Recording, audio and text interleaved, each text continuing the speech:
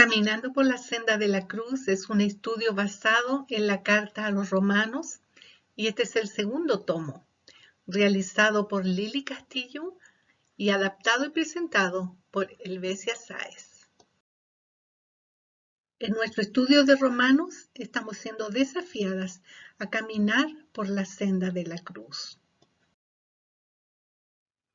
Esta lección 5 se titula Caminando por la senda de la cruz, me someto a las autoridades, basada en Romanos 13, del 1 hasta el 7. Recordemos, esta carta de Romanos fue dirigida a la iglesia de Roma, que estaba compuesta por judíos y gentiles. Es necesario saber lo que la Biblia enseña en cuanto a nuestra responsabilidad con los gobernantes y las leyes del país. Entonces, ¿qué nos enseña la palabra sobre este tema? ¿Cuál debe ser la actitud de la iglesia al respecto? A través del apóstol Pablo, Dios nos muestra su voluntad en relación a esto. Romanos 13:1 nos enseña: sométase toda persona a las autoridades superiores, porque no hay autoridad sino de parte de Dios, y las que hay, por Dios han sido establecidas. La orden es entonces que toda persona debe someterse a las autoridades superiores. ¿Por qué razón, como creyentes, debemos someternos a las autoridades? La palabra lo enseña. Las tres razones principales que estamos viendo son: porque son establecidas por Dios, porque son servidores de Dios y por causa de la conciencia. Ya hemos visto las dos primeras. La tercera y última razón por la que debemos someternos a las autoridades es por causa de la conciencia. En Romanos 13:5 dice la palabra: por lo cual es necesario estarles sujetos, no solamente por causa del castigo, sino también por causa de la conciencia. Debemos sujetarnos al gobierno, y no solamente porque tememos al castigo, sino porque es lo correcto de hacer delante de Dios. También dice, por causa de la conciencia. La obediencia del cristiano a las autoridades nunca es ciega. Se obedece con los ojos de la conciencia bien abiertos. Nuestra tendencia es la de buscar razones de conciencia para no obedecer a las autoridades, pero el apóstol Pablo insiste en que es la misma conciencia que se da cuenta de la voluntad de Dios en este asunto. Y no solo el miedo al castigo que nos lleva a la obediencia, desde luego es la fuerza moral de la conciencia que es mucho mayor que el motivo del miedo a la espada. ¿Qué es la conciencia? Vamos a ver. El académico, erudito, teólogo y escritor bíblico inglés Vine la define como aquella facultad mediante la cual llegamos a saber la voluntad de Dios como aquello que está dispuesto para gobernar nuestras vidas. De ahí a el sentido de culpa delante de Dios, según Hebreos 10:2.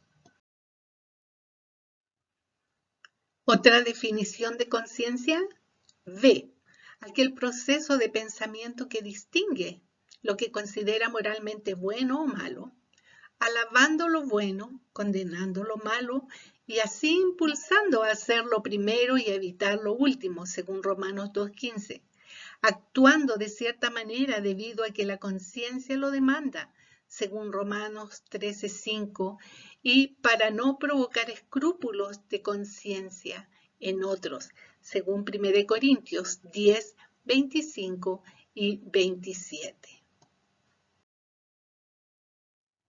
Estamos viendo acerca de la conciencia. Teniendo en cuenta esta definición, podemos decir que el creyente tiene un conocimiento previo de lo que es la voluntad de Dios para su vida en relación con las autoridades, por lo tanto está obligado ante Dios a cumplirla. Ahora sabe lo que es bueno ante sus ojos. Por ello le queda solo obedecer para que su conciencia no le diga que está mal y esté expuesto a la disciplina del Señor, como tampoco ser juzgado por su prójimo al verle que no cumple con la palabra de Dios.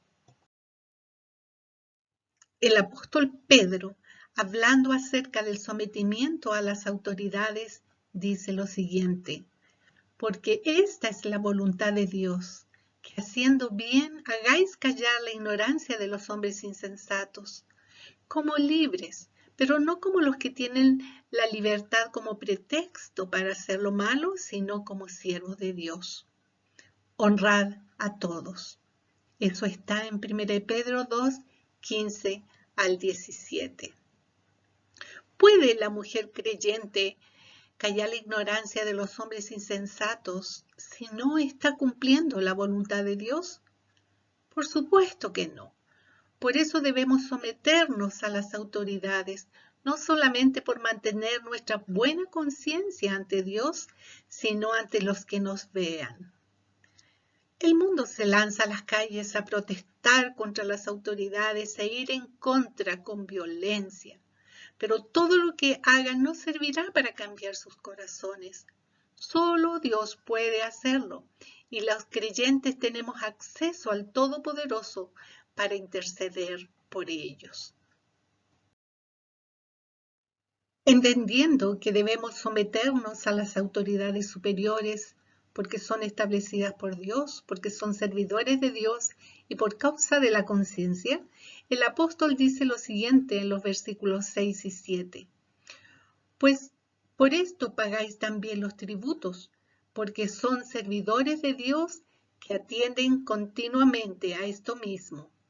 Pagad a todos lo que debéis, al que tributo, tributo, al que impuesto, impuesto, al que respeto, respeto, al que honra, honra. El comentario bíblico Moody dice con respecto a este pasaje: esta sumisión a la autoridad por motivo de conciencia implica el pagar impuestos, mostrar respeto al que tiene derecho al mismo y honrar a los que tienen derecho a la honra.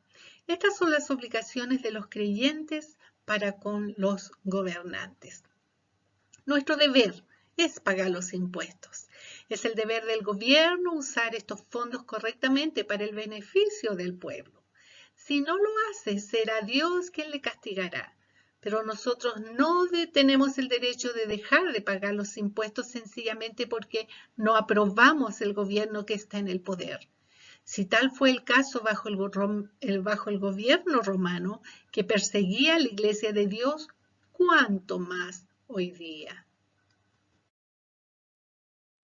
En esto de pagar los impuestos, el Señor Jesús nos dio el ejemplo de esto y se sometió a las autoridades de su tiempo hasta tal punto que pagó impuestos.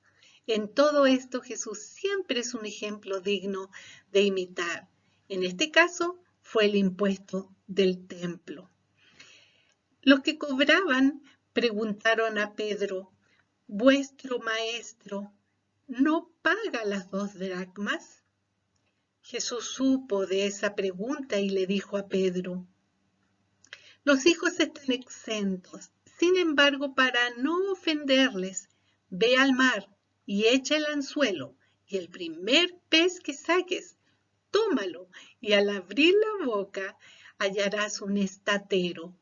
Tómalo y dáselo por mí y por ti. Esa historia está allí en Mateo 17, desde el 24 al 27. Y un estatero era entonces una moneda correspondiente a 4 dracmas, que era lo que había que pagar. Implícitamente, Romanos 13:6 también dice que los impuestos recolectados son para ser usados por el gobierno para realizar el trabajo de sujetar la maldad y de mantener una sociedad en orden, no para enriquecer a las autoridades mismas del gobierno. Entonces, hay que pagar los tributos, los impuestos y dar respeto y honra a quien lo merece. Implícitamente Romanos 13:6 dice que los impuestos recaudados son para ser usados por el gobierno para realizar el trabajo de sujetar la maldad y de mantener una sociedad en orden. Nos reservamos también el derecho de dar a Dios lo que es solamente de Dios, como dice Mateo 22:21. Dad pues a César lo que es de César y a Dios lo que es de Dios. Este tributo o impuesto en general puede ser el derecho de aduana tan común en el Imperio Romano. Fueron estos derechos los que cobraba Mateo antes de convertirse. Ya se sabe por los evangelios que los judíos miraban muy mal a los publicanos que se prestaban a sacar los impuestos de los bolsillos de sus compatriotas para servir al imperio. Nadie podía evadir el pago de los impuestos y los publicanos con frecuencia sacaban lo que podían guardándose el saldo.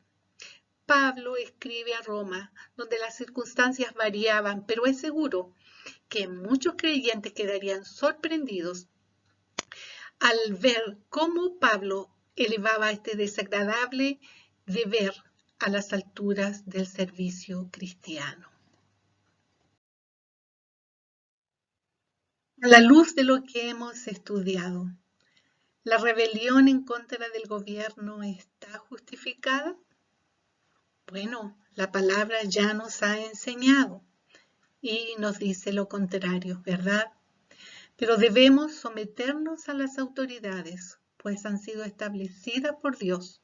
Son servidores suyos y si le obedecemos tendremos una buena conciencia ante Dios y no seremos tropiezo para nadie. Podemos sacar 7 conclusiones. 1. El gobierno humano es ordenado por Dios. Ninguna forma de gobierno se favorece por encima de la otra. 2. Es el deber de los creyentes el obedecer a las autoridades con una actitud correcta y respetuosa. 3. Es correcto para los creyentes el apoyar al gobierno humano con los impuestos y oraciones. Punto 4. El gobierno humano está para mantener el orden. Ellos son los siervos de Dios para esta tarea. Punto 5. El gobierno humano no es lo máximo. Está limitado en su autoridad. Los creyentes deben actuar en base a su conciencia y rechazar o oponerse a la autoridad cuando se exceden sus límites divinamente señalados. Así como Agustín de Hipona lo declaró en su escrito La ciudad de Dios, los cristianos somos ciudadanos de 2 reinos, uno temporal y el otro eterno. Y tenemos responsabilidad en los 2, pero el reino de Dios está por encima. Existe un enfoque doble en cuanto a lo individual y en lo corporativo en nuestra responsabilidad ante Dios. Punto 6. En un sistema democrático debemos de motivar a los creyentes a participar activamente en el proceso de gobierno y a implementar cuando sea posible las enseñanzas de las Escrituras. Y 7. El cambio social debe ser seguido de la conversión individual. En realidad no hay una esperanza escatológica duradera en el gobierno. Todos los gobiernos humanos, aunque Dios los permite y son usados por Él, son expresiones humanas imperfectas, separadas de Dios. Este concepto es dado en el uso que Juan hace de la expresión el mundo. Con esto hemos terminado la lección 5 que dividimos en 3 partes. Recordemos, la palabra del Señor es nuestra guía. Nuestro estudio se titulaba Caminando por la senda de la cruz, me someto a las autoridades. Y la orden de Dios era: toda persona debe someterse a las autoridades superiores. Y habían 3 razones que vimos: porque son establecidas por Dios, porque son servidores de Dios y por causa de la conciencia. Así estamos terminando nuestro estudio. Y no se olvide, ore por las autoridades. El Señor les bendiga.